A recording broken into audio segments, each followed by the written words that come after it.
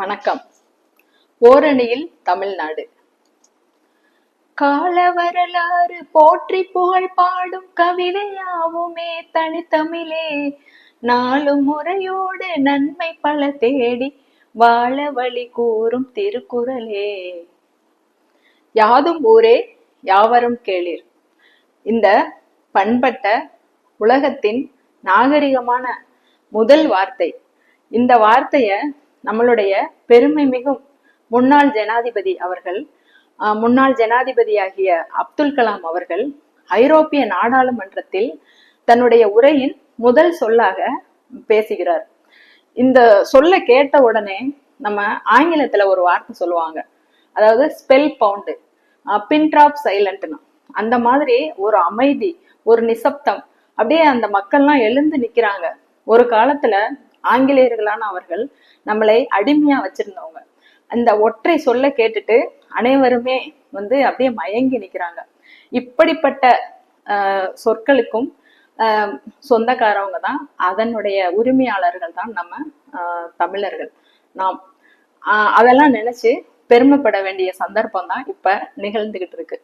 அது மட்டும் இல்ல, நம்மளுடைய பழந்தமிழர் என்ன சொல்றாங்க அப்படின்னா, மதங்கள் தோறும் கடவுள் இல்லை, எல்லா மதத்துக்கும் ஒரே கடவுள் தான்.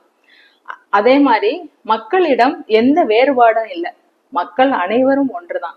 இதை குறிக்கிற மற்றுமொரு ஒற்றை சொல்தான் ஒன்றே குலமும் ஒருவனே தேவனும்.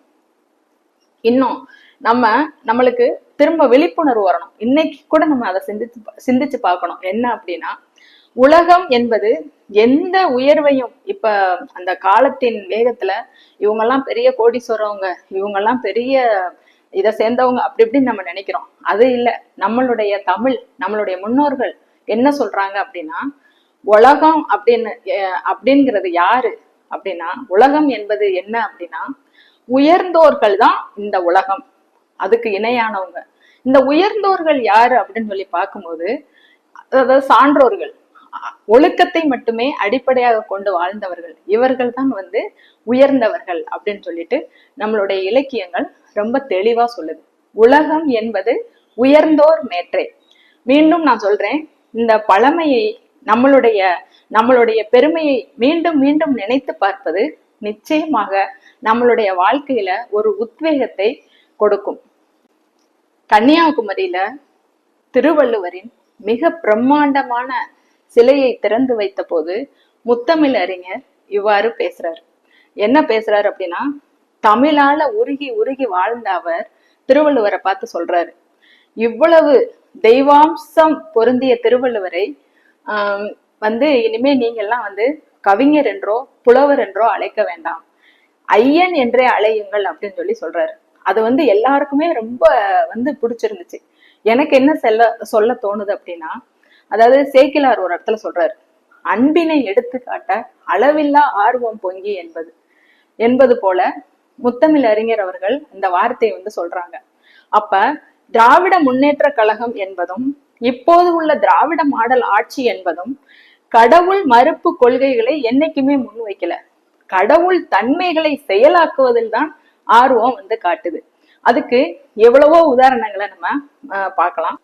முத்தமிழ் அறிஞர் கலைஞர் அவர்கள் வாழ்க்கை வரலாற்றுல நடந்த இன்னொரு ஒரு சுவையான சம்பவத்தை பார்ப்போம். அதாவது, பூசாரி, உன் ஜாதகத்தை நீனே கணிச்சுக்க அப்படின்னு பராசக்தியில கொந்தளிச்சு ஒரு வசனம் எழுதுறாங்க. அதே முத்தமிழ் அறிஞர் நமது பெருமை மிகும் ராமானுஜர் அவர்களின் வாழ்க்கை வரலாற்றை தொலைக்காட்சி தொடரா எழுதுறாரு. இந்த தொலைக்காட்சி தொடரை பார்த்துட்டு எல்லாருக்குமே ரொம்ப சந்தோஷம்.